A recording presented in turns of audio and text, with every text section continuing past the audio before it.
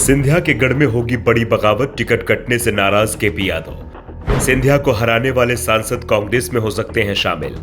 Ticket कटने के बाद केपी यादव ने साधी चुप्पी। 2019 के लोकसभा चुनाव में ज्योतिरादित्य सिंधिया कांग्रेस की टिकट पर चुनाव लड़े थे। 4 बार से वो गुना से कांग्रेस उम्मीदवार के तौर पर लगातार चुनाव जीत रहे थे, लेकिन 2019 में उन्हें बीजेपी के केपी यादव ने 1,25,000 के ज्यादा वोटों के अंतर से हरा दिया। सिंधिया की चुनाव में ये पहली हार थी और बात गुना से की जाए तो सिंधिया परिवार के किसी भी व्यक्ति की यहाँ पहली हार थी। इससे पहले माधवराव सिंधिया, विजया राजे सिंधिया यहाँ चुनाव जीतती रही थी, लेकिन ज्योतिरादित्य चुनाव हार गए। चुनाव हारने के साल भर के अंदर ही सिंधिया ने कांग्रेस से इस्तीफा दे दिया और बीजेपी में शामिल हो गए। 4 साल बाद अब बीजेपी ने सिंधिया को गुना से उम्मीदवार बना दिया, यानी जिस नेता ने सिंधिया को चुनाव हराया था, सिंधिया ने उसी का टिकट कटवा दिया है। और अब इसके बाद कहा जा रहा है कि केपी यादव बीजेपी में बगावत कर सकते हैं। अभी तक केपी यादव ने अपने पत्ते नहीं खोले हैं। सोशल मीडिया पर उन्होंने खामोशी ओढ़ ली है। दावा किया जा रहा है कि केपी अब कांग्रेस नेताओं के संपर्क में है।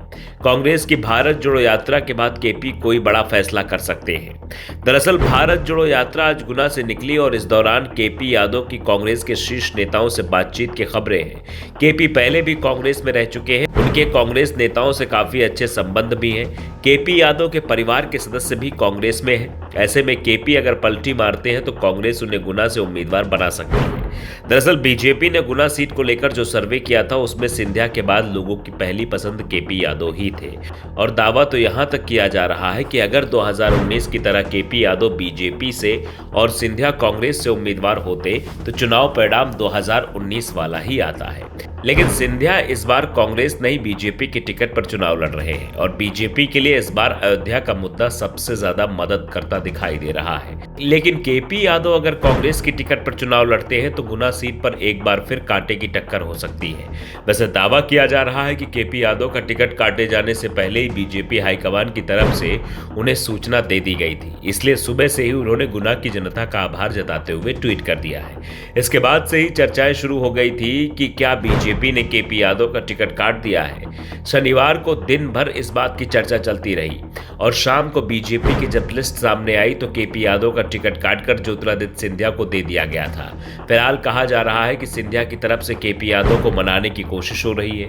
केपी यादव जो कभी सिंधिया के पीए रह चुके हैं, लेकिन अब वो बीजेपी में रहते हुए भी सिंधिया के सबसे बड़े विरोधी बन चुके हैं और दोनों के बीच टकराव की एक तस्वीर हाल ही में गुना में बने पासपोर्ट ऑफिस के उद्घाटन के दौरान दिखाई दी। जिस ऑफिस का उद्घाटन सिंधिया को करना था, उसका केपी यादव ने पहले ही उद्घाटन कर दिया था, लेकिन इसके बावजूद भी वो अपनी टिकट नहीं बचा पाए।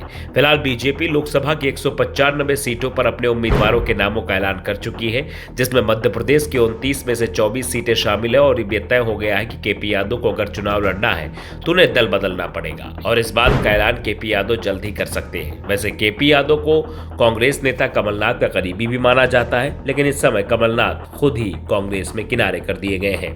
Bureau report, the northern news.